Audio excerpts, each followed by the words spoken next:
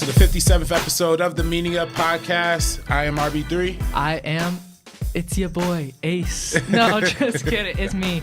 I'm guest Who's co-host. Who's me? My name is Cade Huseby. I am filling in for Ace today. I know you guys are probably like, what happened to Ace? I took him. I wanted to come had in him spot. hostage, and you wanted to come in to co-host the Meaning Up Podcast this week. Now, this is Cade Huseby. Ladies and gentlemen, this is the homie who co-wrote Flick Ticks with your boy, and we've done a lot of other things together. We are fraternity brothers, and homies, boom. I don't know how that even looks on the split screen. I don't even know if that translates, but let's do it. And we are here to break down the deeper meanings of your favorite film directors. Like you said, Ace is not available. He's really not in the back of your trunk, is he, Cade? Or No, he's actually in the back of his own trunk. He is busy with a move, I believe. Yeah, he's moving. So fortunately, he couldn't make it today. But we're happy to have Cade here in his honor. I really appreciate you letting me come on and talk about this. I know we've been wanting to get me on as a guest. I wanted to meet Ace. I'm a big fan of the Meaning Of, so I wanted to get on here and meet Ace and talk about Judd Apatow. This is great too. That was gonna be my next question. Have you ever watched an episode of the Meaning Of podcast? I watched episode 50 in the audio. Let me just tell you the audio on that that's no bueno. No, I'm kidding. Of course I watched it. I mean, I've watched for like the more popular directors that I know. I mean, you guys have talked about some obscure directors that I have never heard of, but that's just my fault. Man. That's my fault. Nah. That's our fault. That's why nobody watches our show. No. But thanks for coming on, Cade. I know this was a long time in making, as you alluded to. We're covering Judd Apatow today. Your favorite director, if I'm not one of your favorite directors. Yeah, Judd Apatow slowly became my favorite director as I was becoming more leaning towards comedy, making my own stuff. Mm-hmm. And some of my favorite movies include Superbad, Knocked Up, This Is 40, 40-Year-Old Virgin. Yeah. And so I just became an absolute fan of everything he started doing after, I became aware of his work. Mm-hmm. And what's interesting is he's actually from a town in the same kind of general vicinity where I grew up on Long Island, New York.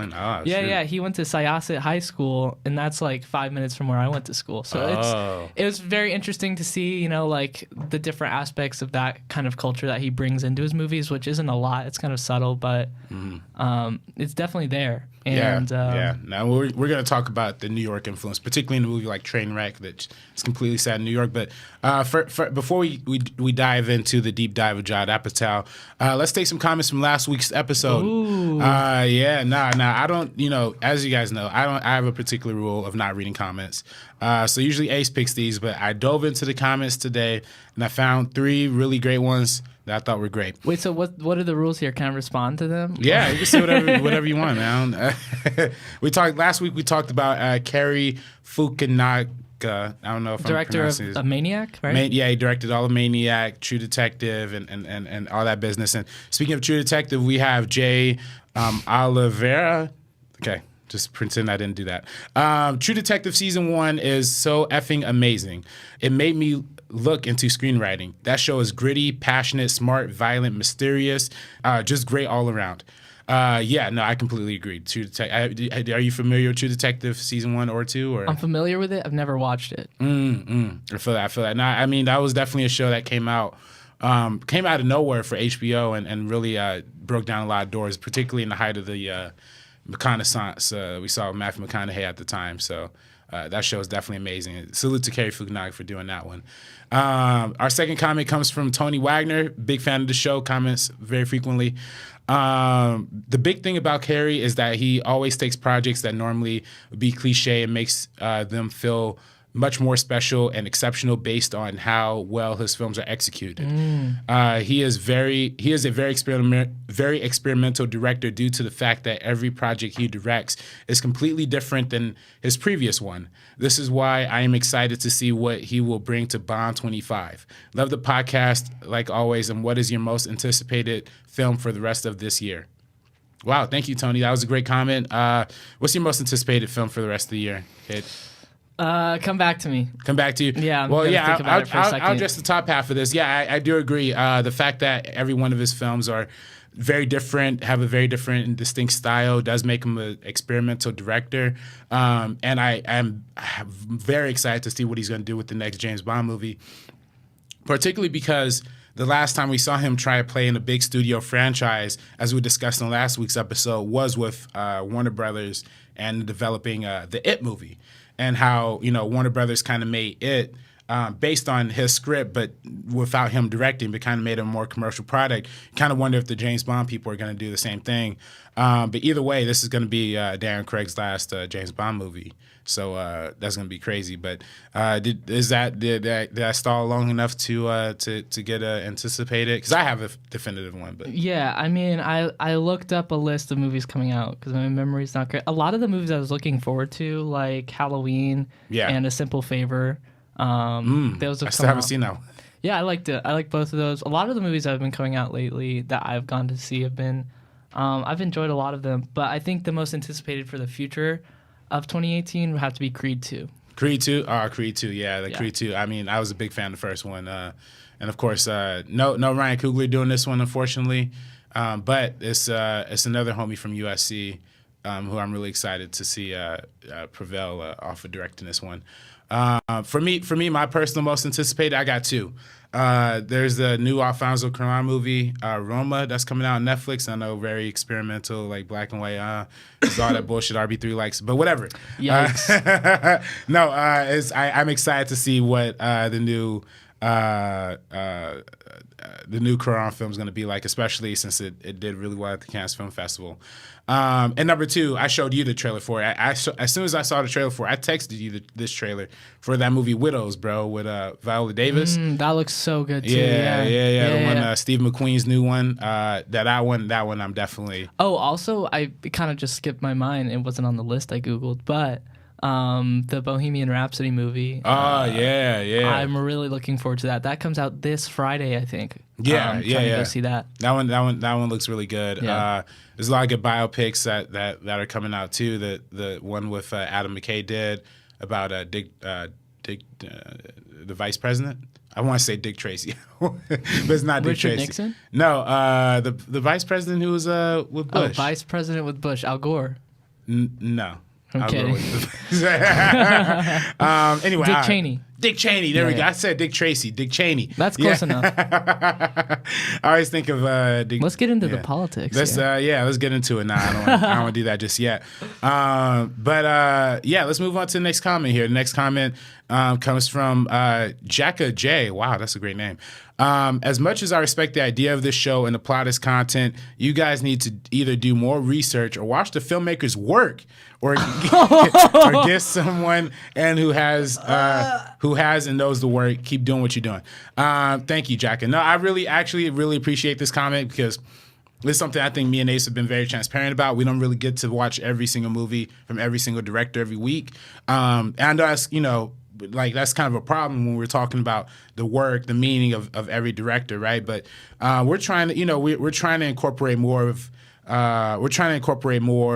of the general discussion about the director, more or less. Gotcha. And we hope to capture as much as we can. We're obviously not going to hit every movie. I thought last week we did pretty good with Carrie, though. I mean, I think last week we actually hit all of his movies, if I'm not mistaken, or at least Ace didn't finish the first movie, Sam Nomble or whatever. Sam Nomble, which is Cary Fukunaga's first film. He didn't he watched that one halfway through, so we didn't fully finish that one, granted. And I hadn't watched Jane Eyre since high school, granted. But I think we actually had a pretty good discussion about all of his films last week. So I thought last week we did pretty good. The Michael Mann episode we did terrible, and I'll admit that off the top, because that one we only really watched we only really had a great discussion about 4 of his movies when he has an entire body of work. But we're trying here, people. We're trying here. Yeah. But no, thank you for the comment. We really appreciate that, and we appreciate that you are a fan of the show and give us constructive criticism, guys. Please leave comments every week on our YouTube channel, and of course, iTunes listeners. We always love you, always appreciate y'all. Y'all actually do more for us than we can ever say. So Thank y'all for doing that. Next, we're actually gonna talk to Cade a little bit. You know what I mean? Let's get to the research, the content of Cade Huseby. Yeah, man. It's all a conspiracy. It's all a conspiracy. You think we live in a simulation, right? Give us a breakdown. Well, yeah. I mean, I think I have an imagination that I think likes to lean into that idea just because it's just fun. What fuels that imagination though? Tell us the story of Cade, like from the very beginning. The meaning of listeners want to hear this? Yes. All right. Well, yeah. I mean, ever since a young age, I've been just really drawn to entertainment and acting, filmmaking, TV, and it's something. It's what I spend most of my time doing as a kid and as an adolescent, and still now is watching, consuming video content and performance. And I think if it's something that you love so much, you spend all your time on, I think that just translates naturally into doing it yourself. I think can you relate to that? Yeah, no, absolutely. And for context, you are a sophomore at USC Film School. Yeah, production. Where you at? Production student studying film production, the hardest program to get into. I want to throw a fact at you. Did you know this? It's harder to get into the USC Film School production program than it is to get into Harvard Law. I did hear about that. Yes. And that makes me happy because I'm not smart enough to get into Harvard. But you are talented enough to get into the production program. Apparently. And you're a sophomore, right? Yeah, I'm a sophomore. What else? I am in DKA. You're in DKA. Delta Kappa Alpha. Delta Kappa Alpha. That's how we know each other. It's our cinematic gender-inclusive fraternity, which is a lot of fun. If you have one in your college, you should definitely consider. Yeah, look into Delta Kappa Alpha. Especially if you're listening to the meaning of, get that movie movie questioning going with your fellow decas. Anyways. Yeah. More about me? Or? Yeah, more about, keep it coming, man. Tell me, you have a very big position in Hollywood right now. For as young as you are, what a lot of people don't know is, listen, all of our listeners, we have a very, very, very good fan base here. As I'm sure all of our listeners are familiar with Smosh. I learned how amazing the meaning of fan base is when we made Flick Ticks. I mean, the meaning of fan base showed up and they clicked that like button. They sure did. They sure did. We're going to get to Flick Ticks in a minute, but I want to get to you and your relationship with one of the original Smosh creators, Anthony Padilla. And who is no longer with Smosh, works independently, but you are basically his right-hand man. I guess. I mean, I emailed him back in August, and I was looking to do an internship or something of that sort, a job in the industry this semester. So I emailed a few of my favorite creators, him being one.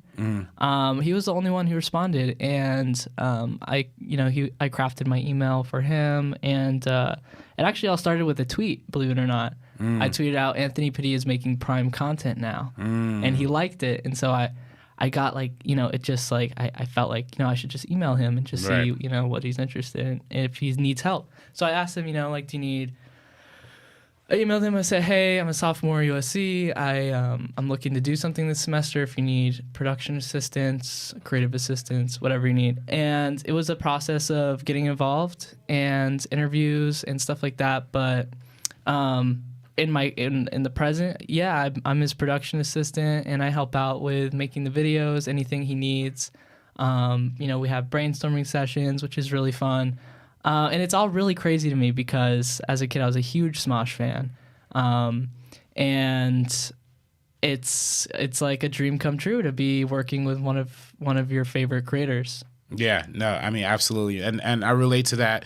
On a much smaller level with these guys here at Schmoes, I was a big fan of them, emailed them, reached out, and they hooked me up here. But you definitely inspired me. No, I definitely did. I definitely don't want to be an inspiration to anybody. But you, well, you are if you like it or not. but you have achieved working with one of the biggest YouTubers on this platform, one of the biggest comedy content creators, and one of the most persistent creators, I think, on the platform. Exactly. So do you find are you finding a lot of appreciation in working with him? Are you learning a lot? Do you think you? Oh, I'm learning so much. Yeah, I'm learning a lot. The whole process of making stuff specifically for YouTube audience, which I'm sure you've come to learn at Collider and through the Schmodown. It's a whole, you have to think about the YouTube part of it through and through. It's not just making a sketch comedy video. You know, it's what are the trends? What are people clicking on? What will make them stay engaged and all that. So I've as I've started working for him the past 2 months, I've started catching myself thinking about those things while, like, you know, conceptualizing a video. And he's just I can't say enough good things about Anthony. He's just so such a nice guy, and he's really helped guide me through you know, I guess collaborating with him and making sure that we work well together, and we work really well together. So it's a really fun job. Yeah, no, that's dope. That's super dope, man. You killing it. You're only 20 years old, younger than me, making big moves in this town. I just emailed him, man. You just emailed me, and you literally put you casted me in one of Anthony's that's videos. Right. Yeah, the Pussy Spice Latte video. Pussy Spice Latte, man. That was a great time, man. Yeah. What was that like for you? What was that experience on? Man, I was just busy, you know, keeping my focus on the production. Like literally doing everything, and you were doing everything. I was just there. Being in shock that I met the guy from Smile. I think every kid, you know, every person who grew up in this generation, in the YouTube generation, is familiar with that to one extent or another, right? So it was just kind of blowing my mind. It was a great time, man. That was lit. That was dope. Yeah, thank you so much for doing it. It was so funny. Yeah, no, it turned out so good. No, it was all him and that delicious drink he was serving. So I was just, but you know, going back to you, Cade. Of course, you're working for Anthony. Of course, you are a part of one of the best film schools in the world. And I'm just humble bragging because, you know, I go to USC. But dude, so are you, bro. And you're also part of the world's, you know, or at least one of the best film fraternities, cinematic fraternities in the world too. Is it like, I don't know if there are any other I don't know if there's any other cinematic fraternities, but Alpha Chapter, where you at? We're the best, and we're just always. I mean, just DK is the best. So if you're a DK, if there's a DK anywhere near your college, if you're in college, definitely pledge. But you also had stand-up comics for a while, which was a podcast that we used to do together. Sit-down comics. Sit-down comics, yes. And it was a show that was very comedy-inspired, and I think that's kind of what inspires this conversation that we're having today to a certain extent. Yeah. So what do you see as comedy? What's your connection to comedy? Like how connected are you to like give us the breakdown. Why do you feel so strongly about comedy? Okay, well, I guess I'll start off as I was saying before, you know, like just entertainment in general. And comedy was just always, you know, my number one. It was just like I don't think, you know, drama, horror, any other genre lives up to what comedy, you know, brings to humanity. That's a deep sentence, but I think that, like, I never really started considering comedy as something I could really do with my life until I took a few comedy classes at USC, one of them being a stand-up comedy class. And I knew, like, you know, after every class, whether I had bombed or done really well, that I cared a lot about how I did, and I cared about making people laugh. And so that kind of showed me that, like, you know, you can do comedy and you can get better at it and you can learn and you can collaborate with people. And, like, in my job now, I laugh. I mean, 90% of my job is like trying not to laugh on set. And like that is so, I just feel so lucky to be in that position because I just love comedy, and it's kind of similar to Judd Apatow, why he loves comedy. It's like a reflection of real life, showing, you know, all of our flaws and the good moments, the bad moments, and keeping a positive spirit throughout it all, because, you know, life in general can just be kind of crappy sometimes, but if you can find a joke, or you can find, you know, an irony or a hypocrisy, or, you know, it's all like it's all like about being, you know, aware of the context and aware of situations and where everybody lies and everything like that. So I think it's like the most intricate genre. And I think it appeals to me the most because it just makes me happy. Yeah. Yeah, no, that's what it's about, man. And being happy is definitely something we want to incorporate into a lot of the sadness that surrounds us in our society. Yikes, yeah. Yeah, but, you know, speaking of bringing joy to some sad situations, let's talk about MoviePass and FlickTix, right? What a great transition. Okay, the meaning of listeners need to understand RB3 is like a podcast genius. No, I'm not, man. Did you hear that transition, guys? Oh, jeez. Okay, sorry, continue. Stop gassing me. So FlickTix is a film that and of course we've collaborated on many other things together. We've done Artists of Venice before this, and we recently just completed another film that you directed with, or another short, some sketches that we did with that you directed. I DP'd on too, but FlickTix was a collaboration that we had kind of cooking for a little bit, and we just kind of sat down and pounded it out, wrote a draft, and wrote more drafts, and yeah. So what was your takeaway from the whole FlickTix experience? Because we worked, you know, we were definitely working on that one. The takeaway from the FlickTix experience? Just give us what FlickTix in general, like. I loved making that project. I thought it was really impressive that we were able to do it, you know, with school and balancing everything. Yeah. And I think it's a testament to how well we work together, because even though we had a lot of obstacles in time, you know, we put it off for a little bit. But I think, you know, the fact that we actually ended up doing it and like we were happy with it in the end, it's just like there's no better feeling, you know? Yeah. No, definitely. And you know, you were obviously co-writer, producer, star. What went into your whole process? I mean, because for me as a director, it's easy for me to just be like, hey, I want to shoot it this way.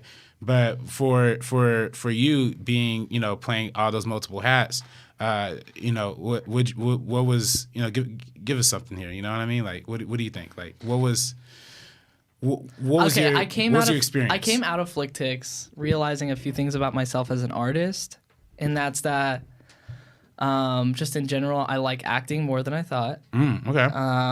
I like producing less than I thought. And I had I'd done both a fair amount, but like as I become more professionally driven, it's more about figuring out what makes me the happiest doing. I want to do more acting. I loved writing. I want to do more writing. I learned a lot writing that script because I was kind of like the first comedy script I'd written after my stand-up comedy class, so incorporating like those different aspects into the script was a lot of fun. You know, just joke writing, stuff like that. A lot of like the fake movie titles, like that was so fun. That was great. And it's just cool, and like you're writing about something you know a lot about. You know, like you know a lot about movies. I know less than you know about movies. No, I don't know about that. But we both have pretty extensive knowledge, I think. Yeah, but still, it was just a really fun experience. And then, you know, meeting Ken Knapsack and having him star in FlickTix was like unbelievable. He's so nice. He had us on his podcast. That was so much fun. Yeah, Knapsack Files, and on the he had us on the Knapsack Files. Yeah, he had us on Knapsack Files, Life Ranked. So you know, definitely check out that podcast too if you want to hear more about FlickTix. We break it down in depth there. Yeah, we break it down really in depth, and also if you pay for his Patreon, there's more there about USC Film School. Yeah. But I mean, what about you? What was the FlickTix experience like for you as the director? Because this is the meaning of, you know, what's the meaning of Robert's FlickTix? I don't know what the meaning of anything is that I make, but no, honestly, I just I mean, as both a fan of MoviePass, I feel like you can't be a fan of anything without like having some like harsh criticisms towards it. You know what I mean? Totally. Without holding it accountable for things that you love, and I love the MoviePass idea, and I loved what MoviePass represented. I just kind of wanted to rip on some of the shittier elements that they have, but I think ultimately it came. I mean, I thought it came through with a lot of love towards it. I hope if somebody from MoviePass watches it, hope they're not too pissed at it. because I really think that I tried to give a little sympathy and heart to the to Mr. Knapsack's character. Yeah, he definitely is a sympathizable character. Yeah, he was just trying to do the right thing, man. He was just trying to do the right thing. Yeah. Speaking of doing the right thing, let's move on into Judd Apatow. There you go again with that transition. I love it. That one really didn't make any sense. So I don't. I know, but that's the art of it. That's the art of it. It just still works. Yeah. Just thank you, man. Hey, man, you should come on more often, man. Let me know in the comments. Should I come back? Let me know in the comments. Let us know how you're doing so far. Follow me on Instagram. Follow me on Instagram at Cade Huseby. You can't follow me on Twitter because my Twitter got deleted, but whatever. That's because you forged an identity and you faked your birth certificate. I don't know about all that. But let's get into Judd Apatow. He obviously is one of the most prolific producer, writers, directors in Hollywood, responsible for breaking out multiple comedy stars, and just being a tremendous impact. If you've watched comedy in the past 10 to 20 years, you're most likely watching a Judd Apatow production. Yeah, or something that kind of takes direct influence from that. And of course, he had a background in stand-up comedy as a youth and all that business. But when you really start diving into his career and his early work with him and Paul Feig, Freaks and Geeks, is one of the earliest things that I definitely recognize off of his filmography. Mm-hmm. And that's a show that grew to huge critical acclaim. But he also came off of producing, for Ben Stiller, for the Ben Stiller Show, the Larry Sanders Show, the Cable Guy. So he had an extensive career as a producer before he started making features himself. And a lot of his early career was stand-up focused. He did stand-up from like the age of 17 to 24 or something like that. Right. And that was him, getting his voice, his comedic voice, honing his comedic voice, I feel like. And he would interview a lot of his idols, stand-up comedian idols, through a school like radio show. He would go travel to like their homes. And he actually like wrote a book called, I forget what it's called, but he wrote a book and he published like all those interviews from back when he was a kid. Oh, really? Wow. That's amazing. No, I mean, he definitely, finding your voice in stand-up is something that's, obviously a lot of people find who they are through their artwork and through what they do, their expression. But stand-up in particular is something that is very vulnerable. You're putting yourself out there to the world. So I think his transition as a film director is interesting, especially like the kind of movies that he ultimately ends up making. Because I feel like a lot of his movies are about vulnerability, are about opening up and trying to be yourself in a world that doesn't really want to. Doesn't really want you to be you too. Yeah. Also, with that's so true. And with stand up, it's a lot of like real life experiences. That you end up telling on the stand up stage. And a lot of his movies are really based in real experiences that either he's had or co-writers had or co-producer or something like that. So he really likes to like base his stuff in reality. Yeah. Well, let's get into what do you think is the overarching theme of Judd Apatow? Like, what do you think if you were to look at his filmography and as a producer, as a director, what would you say is like the overarching idea, the overarching theme that he's trying to get at? I think the overarching theme he's trying to get at with his work is trying to get the audience to reflect on what really matters in life. What really matters in life? Yeah, I think that kind of falls in line with love, the idea of love and romantic partnership and coming to terms with the difficult shit in life and turning it into comedy. Yeah, I feel that. And that's what you definitely see in a lot of his producing career, right? So let's talk about some of the things he's produced, of course. Mm-hmm. He's had mega hits. Probably the biggest of which I'd probably say the biggest hit he's had as a producer is Superbad. Absolutely. It's one of, if not my favorite movie ever. And it kind of broke Jonah Hill out to the world. Mm-hmm. I agree. It's definitely, I'd probably say in terms of high school movies, you could put this next to any high school movie ever made, and it will stand, the test of time, and truly live as one of the greatest, comedies of all time. Yeah, for sure. And you see that, you never really understand how much of an impact a movie has until you see like the impact of the stars afterwards sometimes too, right? Yeah. This is a complete breakout for Emma Stone, Jonah Hill, Seth Rogen, and Evan Goldberg, who wrote the script based on their like real life like high school experiences too, right? Yeah. McLovin has become a cultural icon. Your boyfriend is a dork. McLovin. Hey man, I still know if I'm repping Kanye. Apparently, he tweeted some apologies. I can't check Twitter because my account's been deleted. But right. But of course. yeah, there's but Superbad definitely resonated and birthed a lot of the people who we've become familiar with in today's generation. And but yeah. Why would you say that's probably your favorite one of his entire career in terms of including producing, including directing? I think it's my favorite because I can relate to it more than a lot of his other work, just from the demographic, the age range of the characters, being in high school, right? Yeah. Yeah, high school. Yeah, senior. And also, I love it for the reason that you can see all of these stars, these comedic stars that we all love. Before they were Seth Rogen, Jonah Hill, Bill Hader. It's like Emma, even Emma Stone's in it. And I think the writing is so smart, and it just it just feels so realistic. Like everything unfolds in such a real way that you're just so pulled in, and the stakes are relatable, so you're drawn into like that story. Yeah, I know exactly, and I think that's why that movie hits with so many different audiences. And I think it hits in the same way that I think the TV show, the narrative TV show at least, that kind of brought him out to the spotlight as a producer was Freaks and Geeks. I think Freaks and Geeks possesses a lot of the same qualities, a lot of the same relatability, and definitely the star power too. I mean, we talk about Seth Rogen kind of having the Martin star power. The Martin star power. Hey, I like that. Martin Star, obviously, Silicon Valley, Spider-Man Homecoming.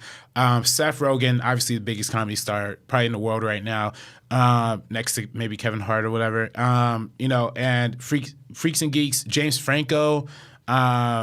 Who else? Everybody. Jason I think Segel. That show. I personally think that show is Sam Levine ahead of its time. Yeah. Oh yeah, your buddy Sam Levine is in it. Yeah, Sam I feel like, is he in here somewhere? Yeah, he might be on one of these walls. I don't know. I'm not sure. But anyway, yeah. But yeah, Freaks and Geeks. I feel like it didn't get renewed, and that's honestly so shocking watching it back because. It's so good. Yeah, it really built up a cult status after it ended, and just became a whole new thing, which is just amazing. And of course, that also brought Paul Feig out to the world too. I really feel like that show would have done well today because geek culture is so prominent. Yeah, it's almost pop culture. Yeah, that show would have killed, especially that show, even though it was made in 1999, 2000s, also set in the 80s though. So it definitely would have played on the 80s nostalgia a lot more today than I probably think they would have. Yeah. It would have had back in the other day. Yeah, you get it. But his other producing work in TV more recently with Crashing and Love, he's just literally lighting the comedy community on fire in a good way. He's on Netflix with Love. He's on HBO with Crashing. Yeah.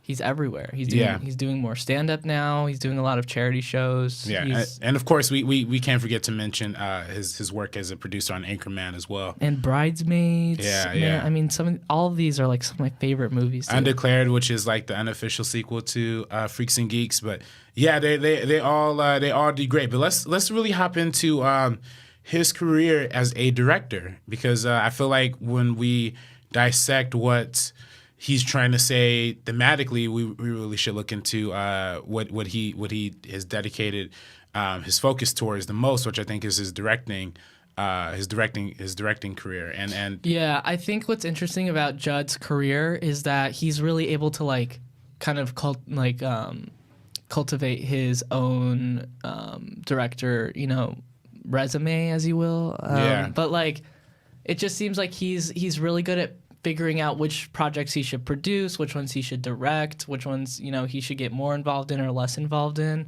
Yeah. And I think that just comes from like how powerful he thinks the story is. Yeah, and how much I think it's his passion to the material that definitely inspires a lot too. Then, you know, especially when we talk about his first movie, The 40-Year-Old Virgin, that's a very passionate movie that is all about, which I think, you know, is probably a lot of people would consider probably his best as a director. A lot of people would consider.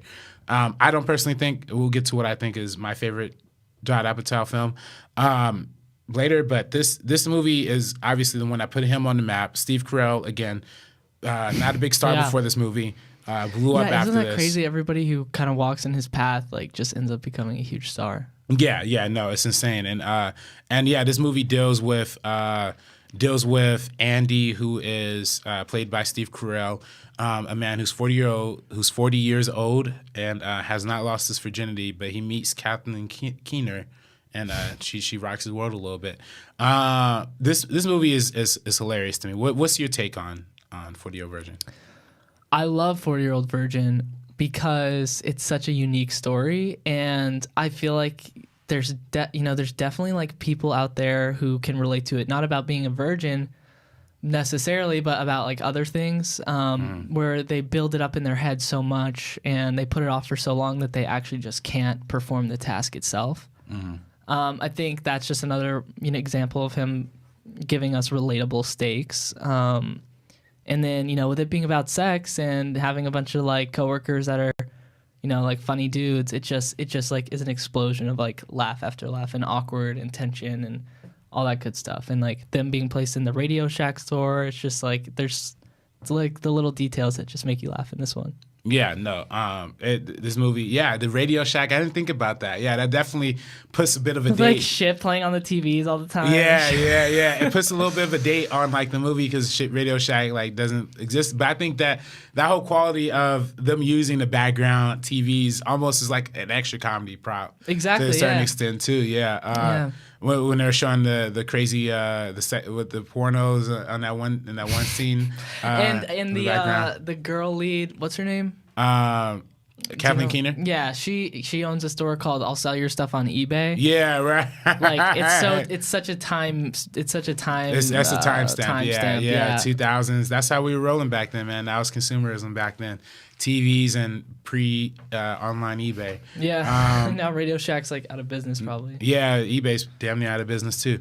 I actually don't know if that's true, but Amazon's killing it. Szechuan sauce keeping eBay alive, man. Szechuan sauce, that's what's up. I mean, this movie definitely deals with a lot of different levels of sexuality, I feel like, to a certain extent. Even though it's about Andy being a dude who is not getting laid, it's also about the people who surround him, right? And how their kind of sexual deviancies kind of surround him. The funniest character to me in this movie is the black homie, and his name slips my mind just that quick. But I just got done watching this movie too. But he's played by Jay, played by Romini Marco. To me, the brother had the funniest lines in the movie whenever he popped up. And it was always the subplot about him cheating on his girlfriend, and how he's dealing with his own like egotistical like struggle with like masculinity to a certain extent too. Right. Seth Rogen has a really funny part, and of course Elizabeth Banks is truly hilarious. Or I'm sorry, Leslie Mann is the one who like truly kills me in this movie when she has the drunk driving scene.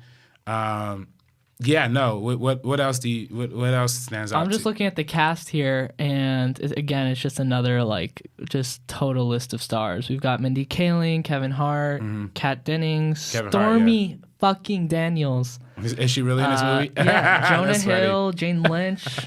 As you said, Leslie Mann, Elizabeth Banks, Steve Carell, Paul Rudd. Kat Dennings playing the daughter of so funny. But I think a few of my standout favorite actors in this film, definitely Romani Malco, as I say it. Yeah. Jane Lynch, And Paul Rudd's character always cracks me up in this. Oh yeah, Jane Lynch is hilarious. Yeah. Paul Rudd has kind of his own interesting thing going on with his, and I think that's where Judd Apatow movies really work. There's different levels to the comedy, right? Mm-hmm. There's different people who define different standards and different perspectives on the same theme, and it all kind of runs throughout their sexuality.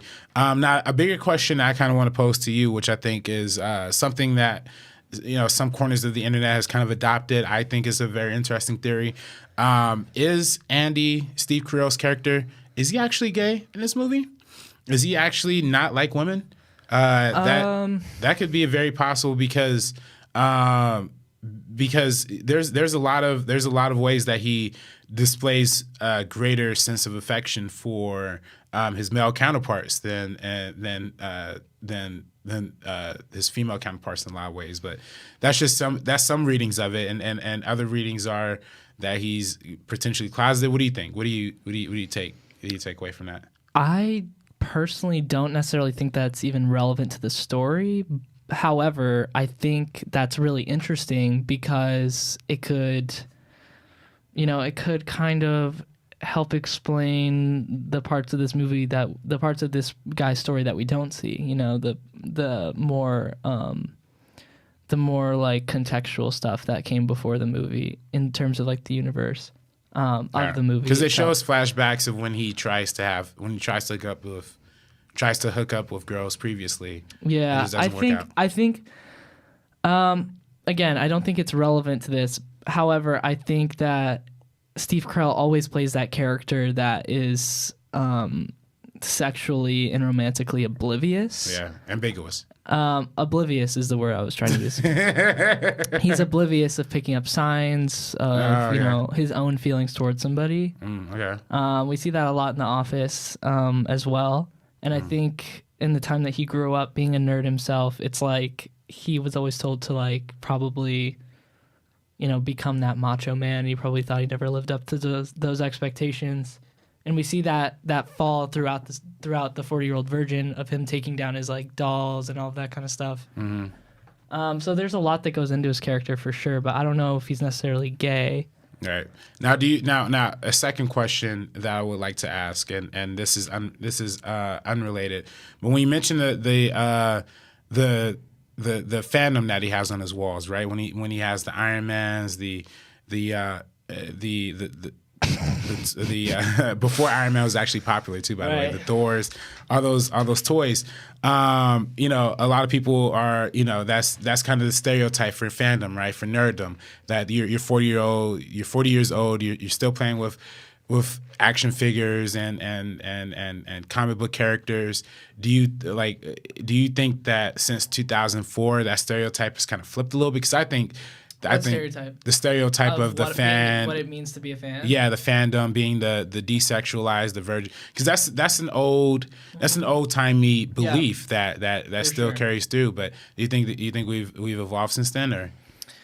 I think we've definitely evolved since then. I also think it's interesting because you mentioned all the things in his room and the collectible items, right? But like, if you think about it from his perspective, like this was before there was so much exposure to like the internet community, and like I feel like that's kind of where the nerd community kind of grows is through the internet. Mm-hmm, mm-hmm. And somebody who these movies, these fandoms mean a lot to him.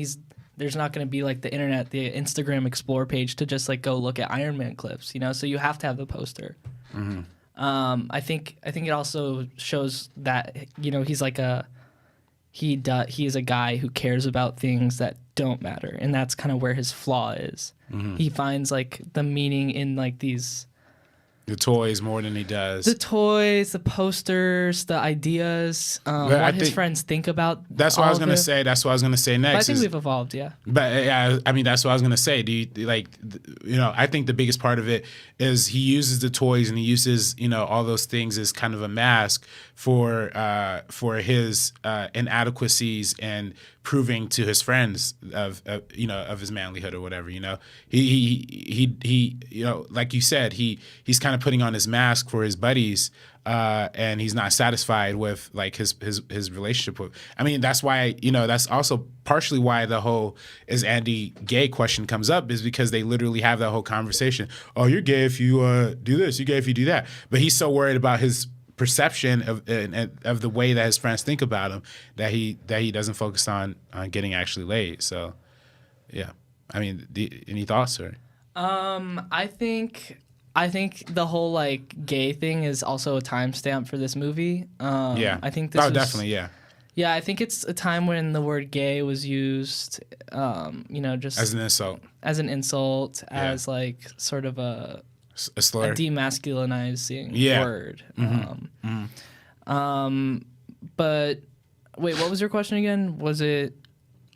Or do you just think that I was just further elaborating on him being so concerned with what his friends think that you know that impression of him of his own image might be, you know. Well, I think somebody who's 40 years old and is still a virgin, they have such a negative image of themselves, and that translates into low self-confidence, which then, you know, if you think, you know, 100% I'm going to get rejected, then you never put yourself out there. Right. And, you know, that's what he does. And what Judd Apatow likes to do is really have a flawed character, a flawed protagonist, so that by the end they learn something about themselves and the world around them, yada, yada. Right.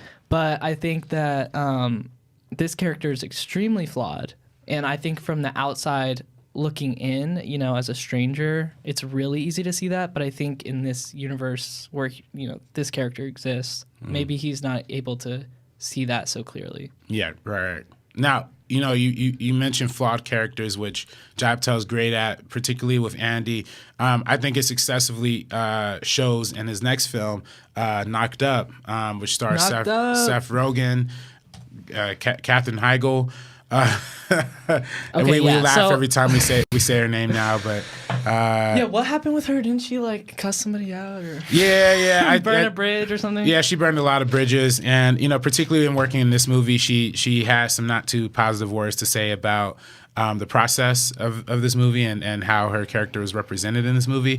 What do you mean? Well, you know, her character is kind of presented as a very stuck-up, kind of tight-ass, you know. Okay, woman. wait, can I get into that really quick? Yeah, sure. Go. Let's grab it. So I think that, you know, bouncing off the flawed character thing, the main character in this, played by Seth Rogen, he is extremely flawed. Yeah. And that's where a lot of the comedy comes from. You know, he's making his job is literally coding a website where you can see celebrities' boobs. So, like, there's flaws there. And I think Katherine Heigl's difficulty with her character might come from the thing that Judd Apatow likes to do the most. Controversial. I think what he likes to do the most is put a flawed character up against a really strong character who's really sure of themselves. And that's what we see in Katherine Heigl's case. But again, she's flawed too in that she thinks life should be this perfect thing wrapped up in a bow. And then, you know, she gets shocked when she's pregnant with this this guy's baby. Seemingly loser guy. Bias. Yeah, isn't she like a reporter at E or something? Yeah. Those scenes are so funny. I think that's also such a time. I love how he puts these little timestamps in there because E is so irrelevant, I feel like, nowadays. It kind of is. All they do is regurgitate social media posts. Hey, well, I actually don't watch E, so I don't know what they're actually doing. If you're looking for some movie news, people watch Collider Movie Talk every Monday through Thursday from 4 to 5. Yep. Anyway, that's what I watch. Yeah, do you watch Movie Talk? Yeah. Really?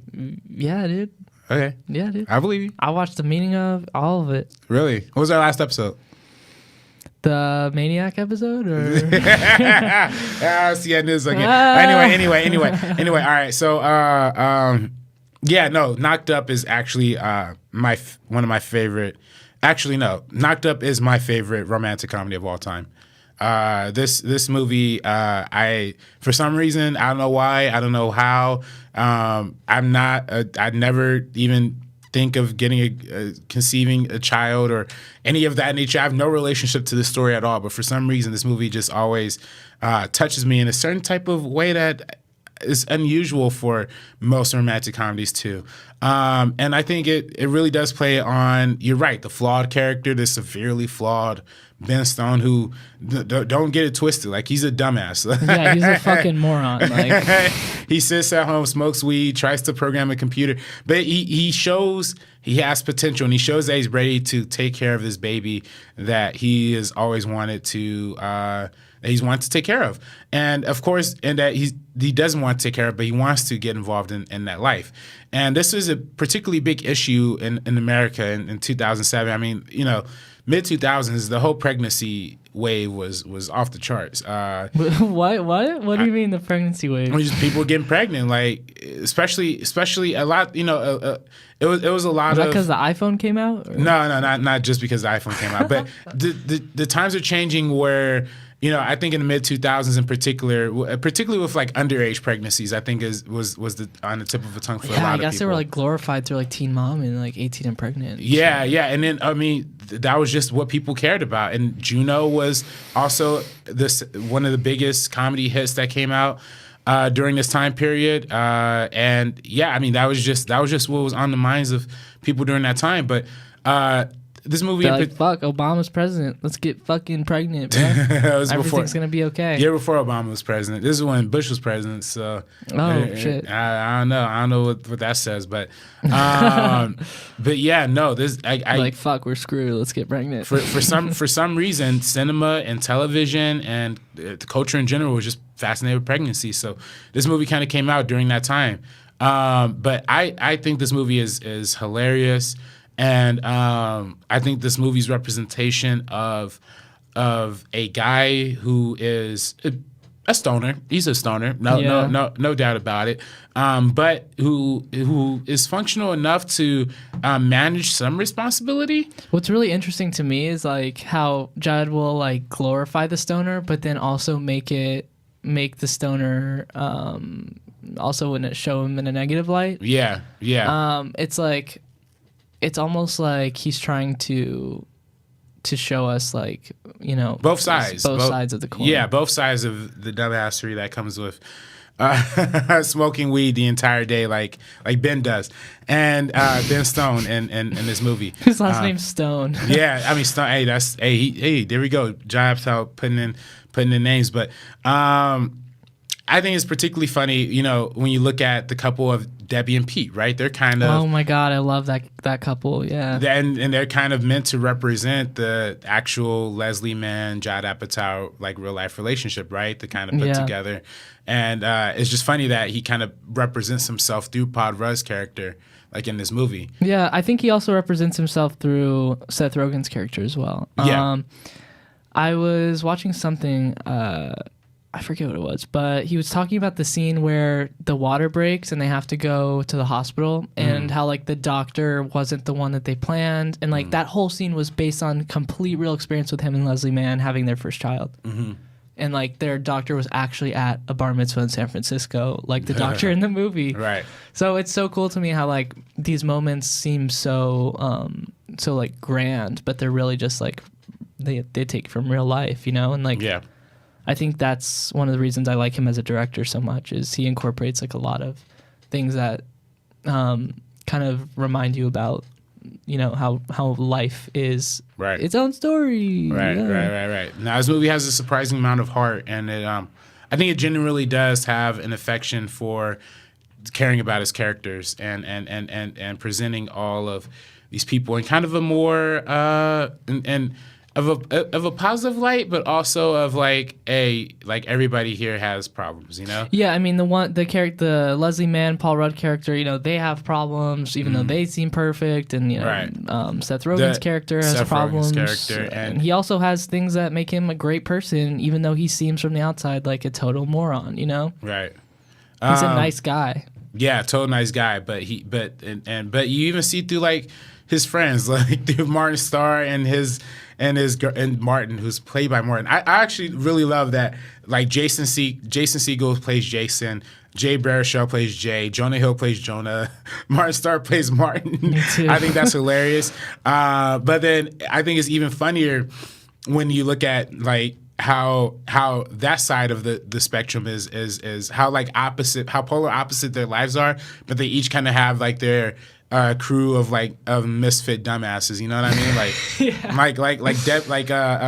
mean? Allison has Debbie and Pete, but Seth Rogen has Jonah and Jay and all those guys, and it's just funny how that whole world. Yeah, it's like the friends kind of set the bar for what their characters expect out of like relationships and the people they get along with, and then they're so different that when they come together, it's funny.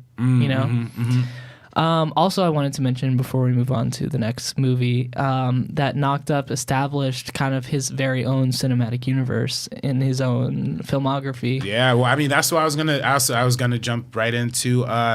When with Debbie and Pete, how they kind of got their own spinoff movie based on Knocked Up with This Is 40, right? Yeah, and I don't think it's a decision that necessarily needed to be made, but I think it's really cool that he did make it because it kind of ties his movies together in a way that shows that, like, oh, these are, really realistic kind of snippets of life, and here's what these characters end up doing and going through. Right. And, like, even though you weren't the main... Even though there wasn't like something crazy happening to them at that point during Knocked Up, but like, hey, there's still like something's gonna happen to them at some point. They were still bickering back and forth and Knocked Up. I mean, shit, literally Paul Rudd's character Pete was like sneaking out of his house to play fantasy baseball and seeing Spider-Man 3 by himself. I also think it's really funny that Spider-Man 3 was like the hype movie of 2007. Yeah. I love how he put it in his movie. It's like he loves to just like pull from real life. Yeah, nah, and even with that interview with James Franco in this movie is hilarious.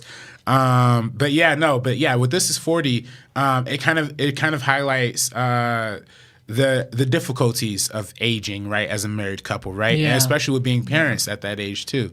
What's your takeaway from This Is 40? This Is 40 really taught me to look at my relationship with my own parents from their perspective and kind of realize that they are people too. They have flaws, they're older and they show you life. But they're also on their own journeys. That's just one thing I got from it. But I think what I really like about this movie outside of its plot is that he incorporated his wife and his two daughters, Leslie Mann and Maud Apatow and Iris Apatow. And they were also Knocked Up. They were also in Knocked Up, and like you get to see them age. And I think it's cool that he incorporates like their real personalities and like an exaggerated form and a fabricated form to an extent, but like it makes you wonder how much of Paul Rudd's character is like Judd. Well, that's what I was gonna be my very next question. How do you see the line between actually literally portraying your entire family on screen as your personal representation and it being like just a fictional movie, Where's the line? Yeah, where's the line? Like, do you think this is because I mean, when your wife and child are in this movie, but Paul Rudd is as Pete is the substitute. Is Pete really Judd Apatow, or is that who he is as a character, just straight up, or? I think you do get to know Judd through his character, but I don't think they're exact replicas of him. Just like how Leslie Mann isn't playing Leslie Mann, right, and how the two daughters are kind of exaggerated too. But I think again, I think he really takes on the philosophy that in order to write about life and stories, you have to go out and like live your life and live your story. And I think he brings those back to the script, and he makes sure to hit all of like a plot point that makes sense and like elevate the story and the 3-act structure, whatever he likes to do. But I don't think they're replicas, but I think you can get to know a lot about Judd through his work, and I think that's one of the reasons I like him so much as a director, is because it's harder to separate the art from the artist in his case. Yeah. No, and he makes himself very transparent, I think, as a director too. Which is very valuable, and I think one of his most transparent movies is where really get an idea of who Judd Apatow is as a person and his position in life and his kind of ideology on life to a certain extent is in his 2009 film Funny People, Funny People is a movie starring Adam Sandler, Seth Rogen, of course, again, and it's about an aging stand-up comedian who's dying and must cope with the idea of dying in and of himself. How deeply rooted in sadness stand-up comedy truly is, and only to have that sadness kind of exemplified in death, but also having to crawl yourself back out of that and readjust back to real life after surviving a disease like he survived. But what's your takeaway on Funny People? Do you enjoy this movie? This is one of, I'd say it's probably Judd Apatow's most divisive film that he's made. But where do you land on it? Do you really enjoy this one, or? Yeah, I really, really do enjoy this one. I can't say that I enjoy it more than perhaps Knocked Up or Superbad, some of his producing work. But I do really like it. It's hard for me to kind of rank his movies because I feel like they all just reach me really well. But Funny People for me, I think it kind of again shows a character that's vulnerable, especially one that doesn't like to be vulnerable. Adam Sandler's character is very, very confident, and he's a hilarious guy. And I think a lot of Judd Apatow's career is about honoring comedy itself, and I think that this movie really does that. No, I definitely think so too. And particularly speaking from the comedy perspective, this is another perspective that Judd Apatow has had previously as a director too, is his background in stand-up. So incorporating that into this movie, I think also heightens the kind of self-reflectiveness that he's trying to put on here. Yeah, what did you think about it? I really enjoy this movie. I've always really enjoyed Funny People, even when I first saw it. Now I know the biggest problem with people's perception of this movie comes in the fact of the marketing. I think the marketing really didn't do a good job of really portraying the movie for what it was. I could see that. Yeah, the trailers really spoiled the entire movie, and they kind of sold it as like kind of this upbeat comedy where I really do think it's a dark comedy. I think. I'd almost put this as a fucking drama, man. Like I think this is like a hardcore. Well, actually, that's another thing. Is he really Judd Apatow really likes to think of his comedies as dramas because what he does is has a drama at the central of the plot, and then from there, he adds like the little details, little lines here and there to make you laugh. I think that's why his movies are so strong. It's because there's such like that sharp like style. Yeah. No, this movie has a real emotion. It's like a fine aged cheddar cheese. Fine aged cheddar cheese. Exactly. Now with this movie though, kind of dividing a lot of Judd Apatow fans. I kind of want to address some of the criticisms that we usually see in Judd Apatow movies, right? Like this movie in particular is pretty long. This movie is well over 2 hours.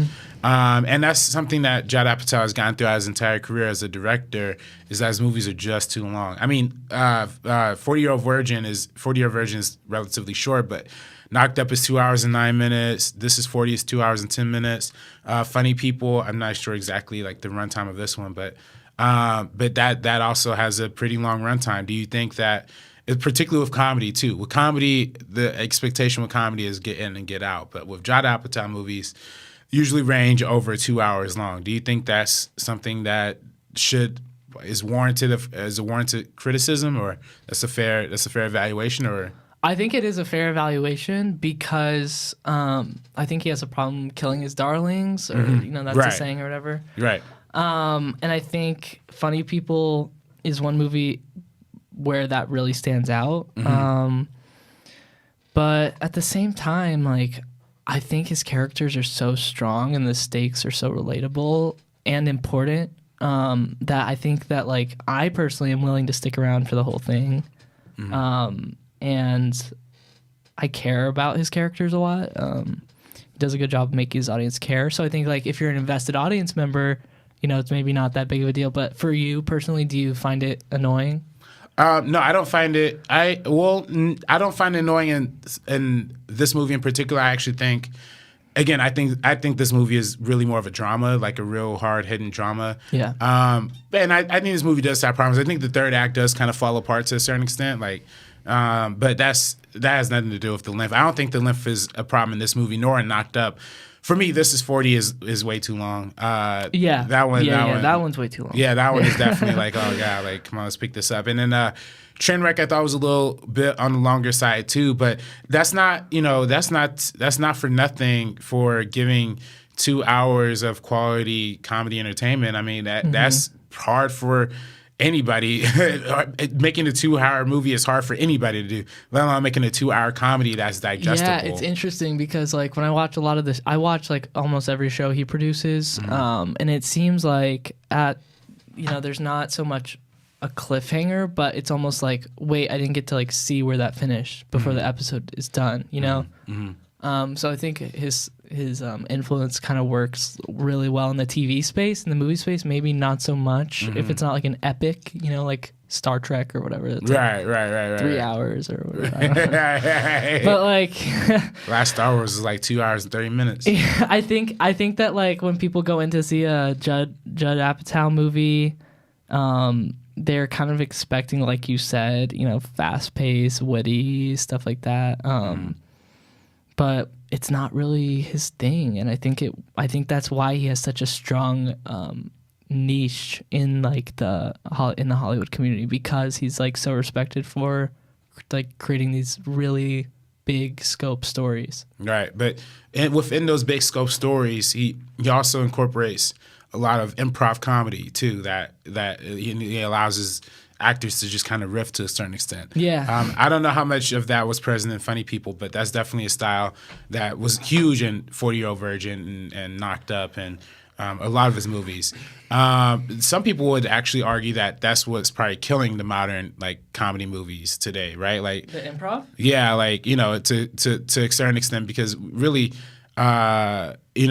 outside of the Judd Apatow movies that are doing it, a lot of people aren't really vibing with the big studio comedies and the kind of a lot of people would contribute the seemingly laziness of like the just throwing a camera and letting the improv roll.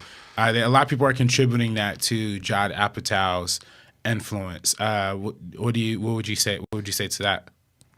Well, I would say to that is. Shoot, I literally just forgot. Oh, okay, here it is. I just remembered. Okay. What I would say to that is I think that specific issue is about predictability within a story. And I think for me and maybe a lot of audience members who don't know specifically that this is what's happening to them is they're kind of seeing a story unfold that they've seen before. And they think, oh, this is so predictable. I mean, that's a problem that I have a lot with like these big studio comedies. Right.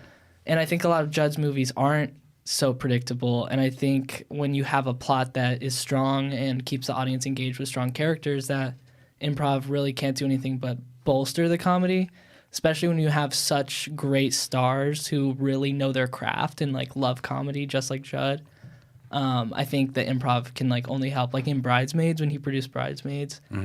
I think a lot of the comedy in there was improv, and I think it really helped because Kristen Wiig and Maya Rudolph and like all of those actresses were so strong, and like they knew their characters so well that they knew what would propel the plot forward while also making you laugh.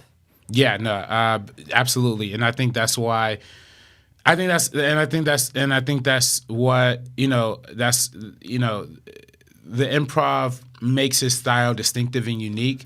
But I mean, it also can contribute to the long pace of his movies, because sometimes those scenes just keep going and going, man. Sometimes they just keep going and going. It's like, this is the end. Like, where's the end? Yeah, hey, I love This Is the End though. And actually, my favorite standout scene in this movie is, of course, the scene with Eminem.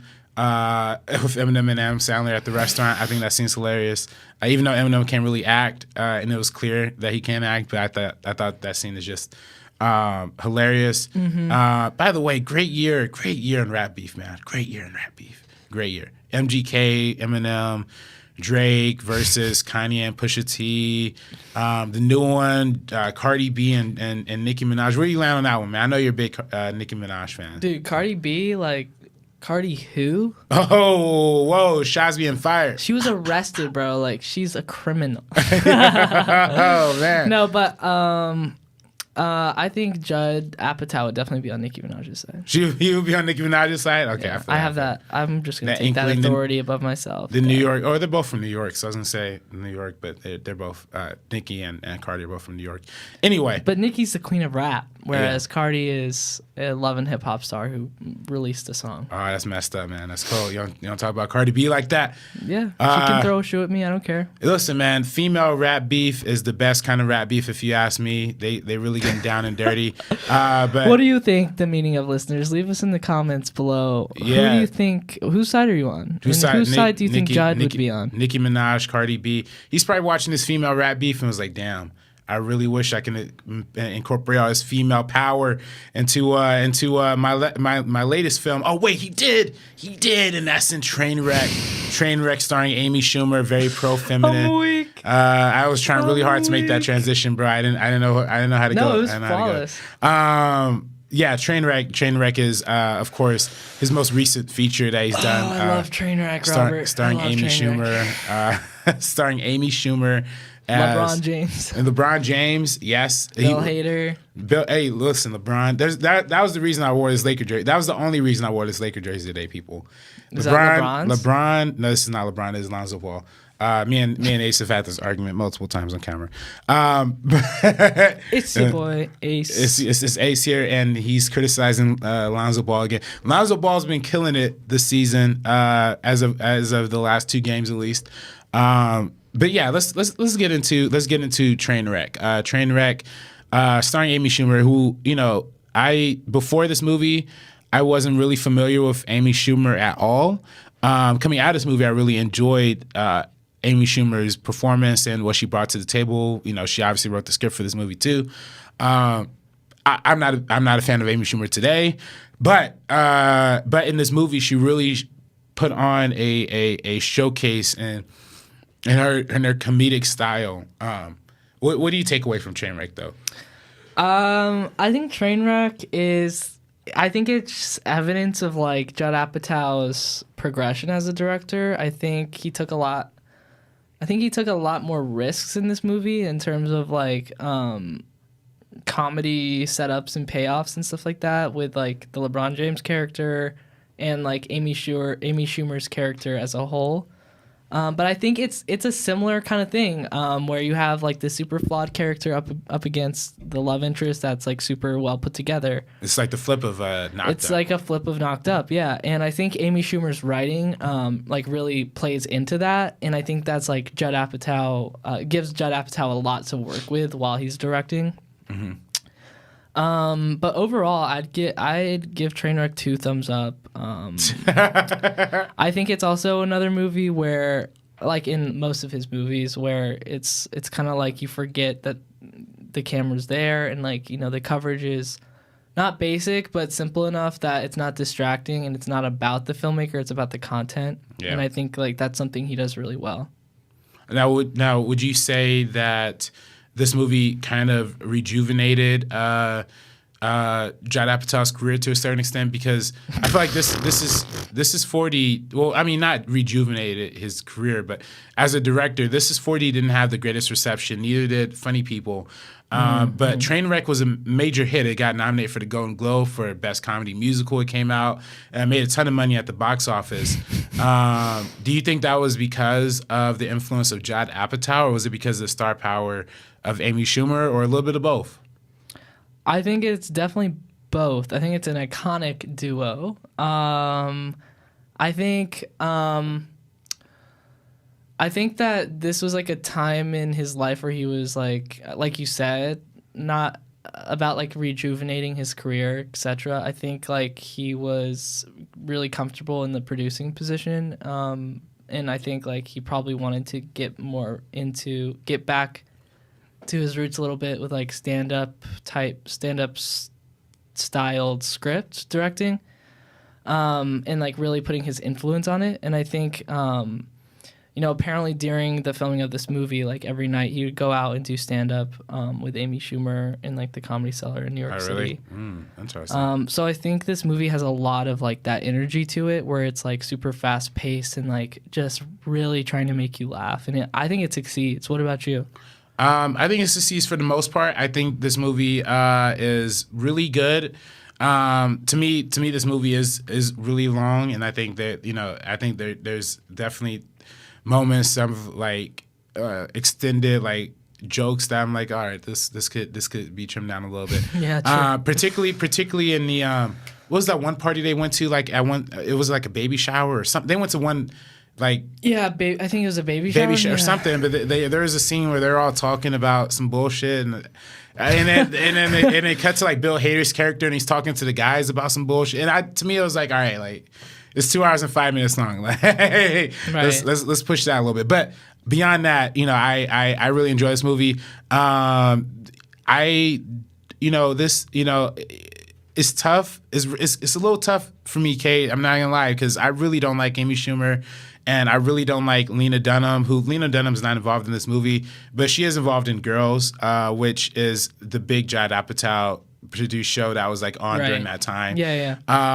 And they both present feminism in a very empowering way, but I also think it presents it in a very. I also think it presents feminism in a very privileged way to a certain extent too, and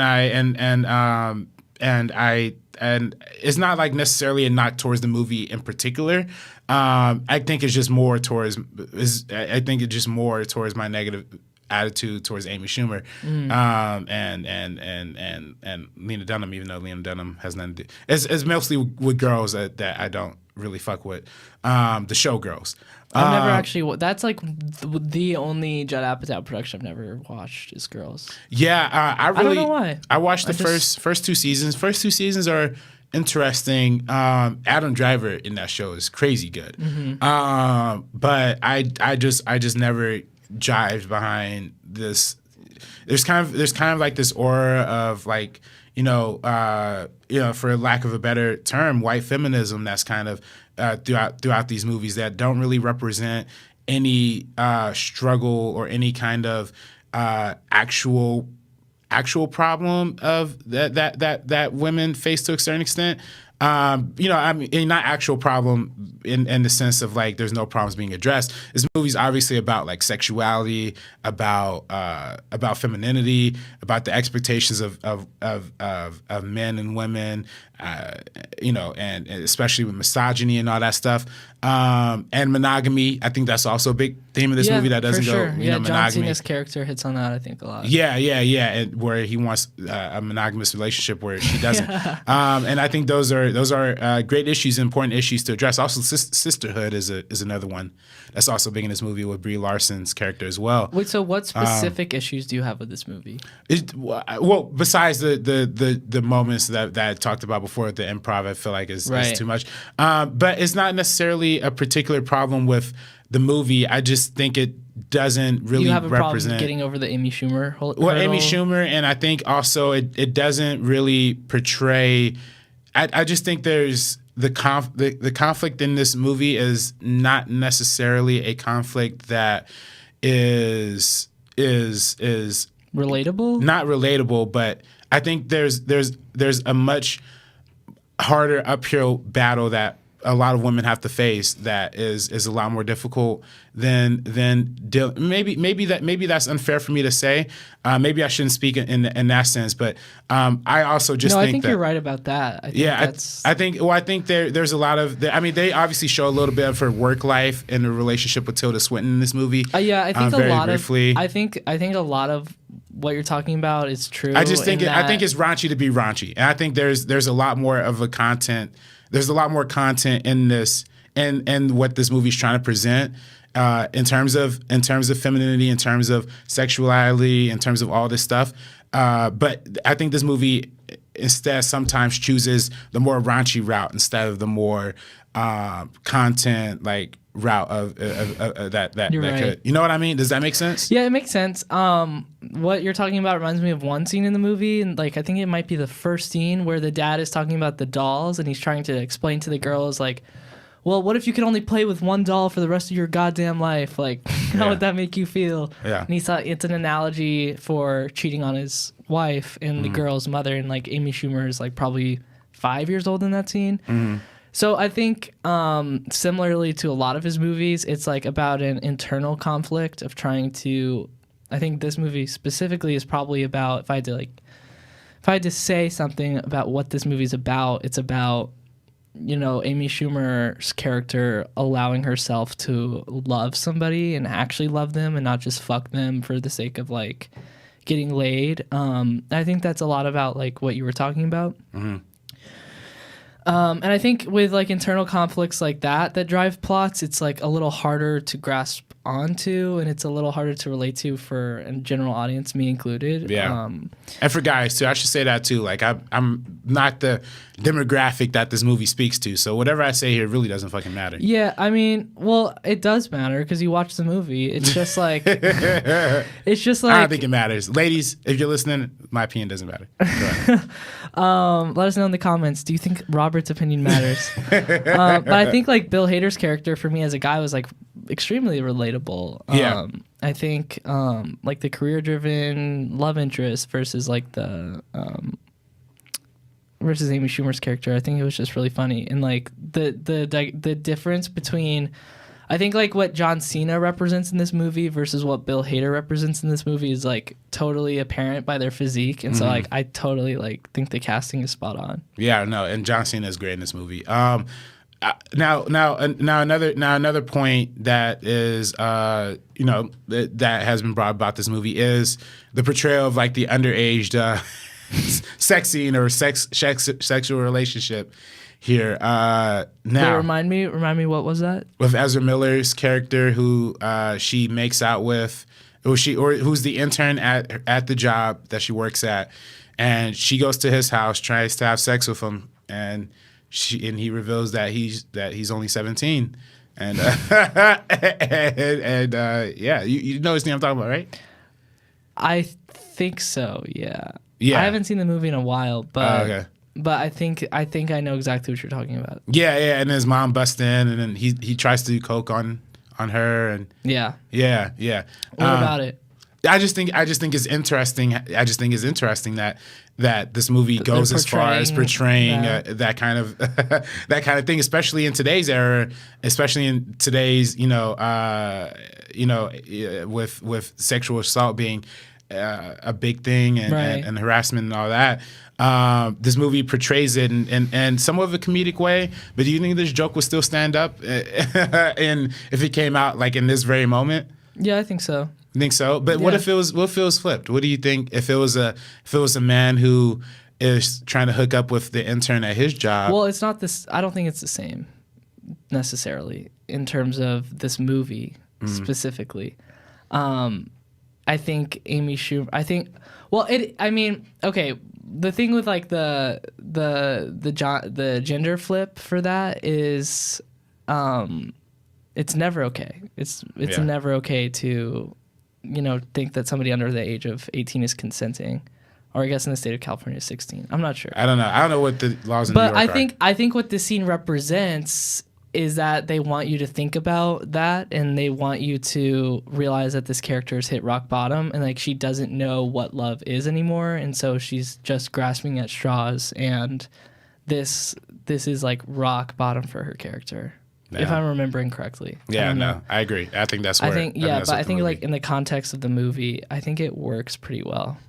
Yeah, no. Because it's so fucked up. Yeah, no, and I think that's exactly what Amy Schumer and Judd Apatow are trying to go for in that. So yeah. Yeah, no, there was but yeah, no. But Tilda Swinton's character cracks me up in this movie. She's amazing. Oh my god, she reminds me a lot of Meryl Streep and The Devil Wears Prada to a certain extent. Yeah, just that like mean boss lady. You know what she reminds me of? I don't know if you watched like The Office season like 8 or 9. Have you seen? But like Nellie Bertram, for anybody who like, knows Nellie Bertram, she reminds me of that character, which is one of my favorite characters on The Office, even though she's like hated by a lot of the fans. Yeah. But again, like the star-studded cast, we've got Bill Hader, Pete Davidson, early Mike role. Birbiglia, a lot of SNL stars, Band. a lot of SNL stars in this movie. Brie Larson, dude. Brie Larson, our new Captain Marvel. Randall Park, Daniel Radcliffe, Ezra Miller, our Flash. And Nicki Glazer, LeBron James. Whoa.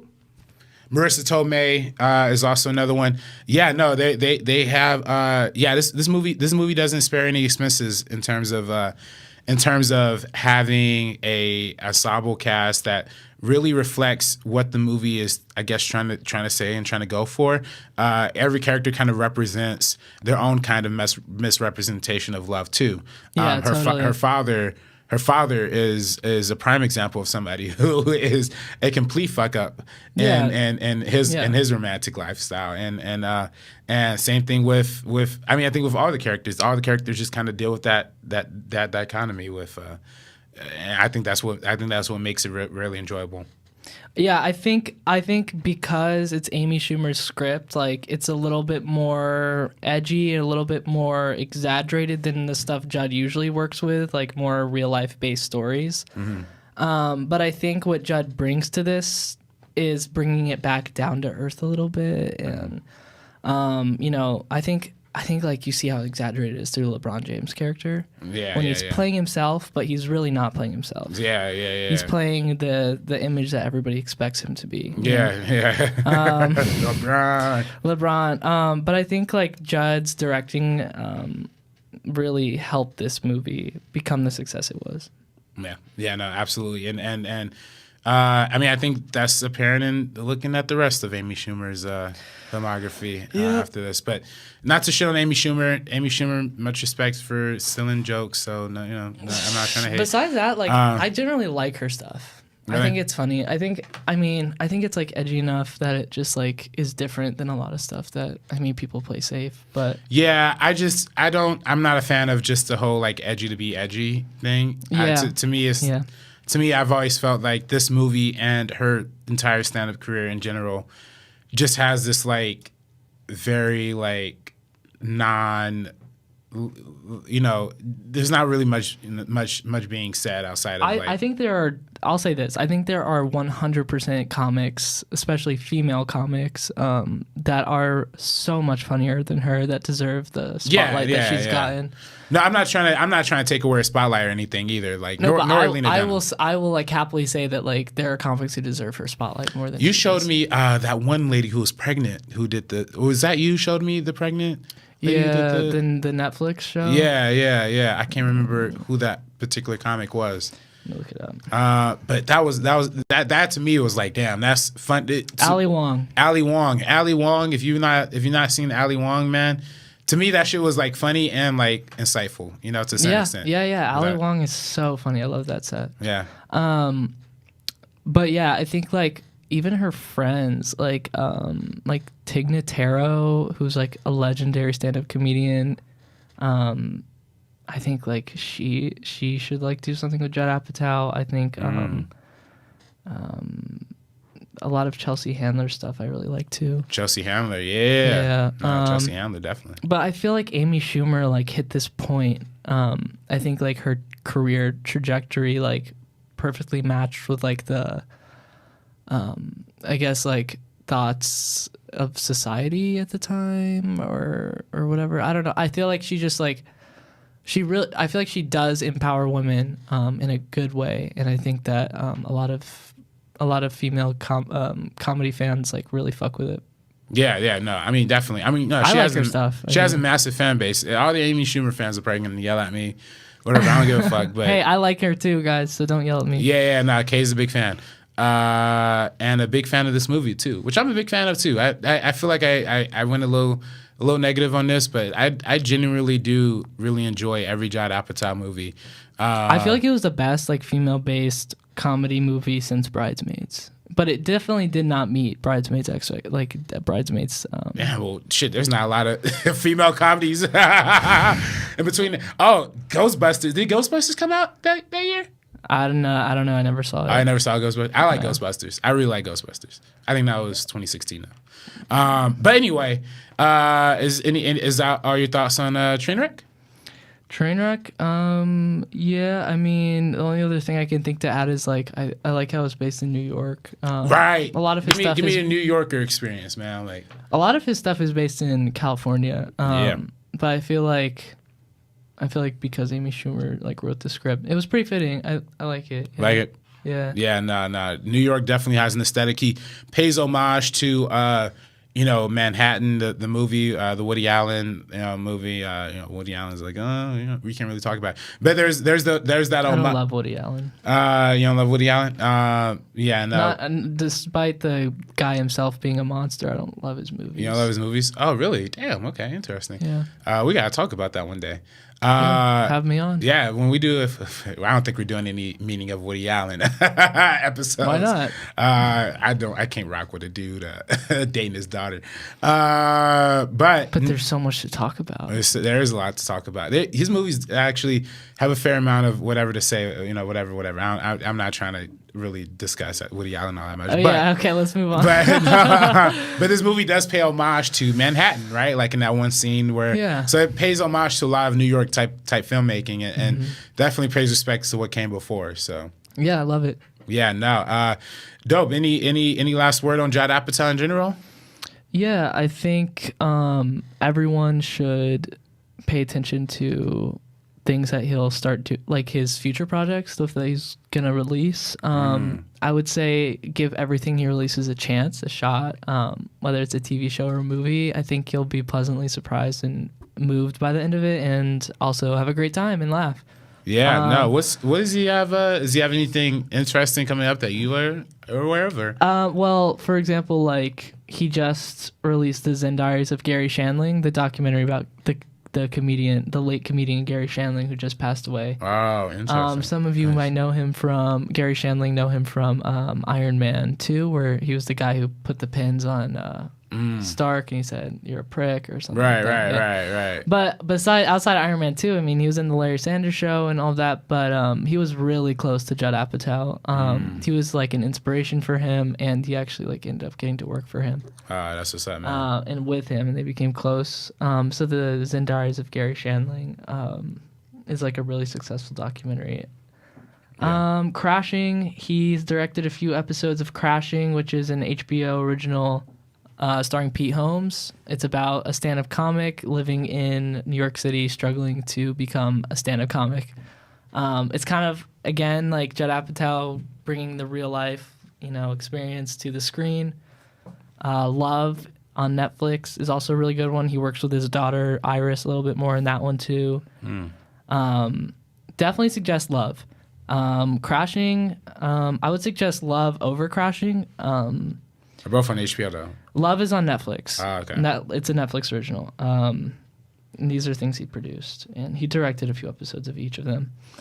But let's hear your some more thoughts from you while I look through this to see if there's anything. Well, I'm pretty much. For me, Judd Apatow just has a great repertoire as a comedy director. Definitely has one of the biggest influences probably one of the biggest influences in modern comedy history.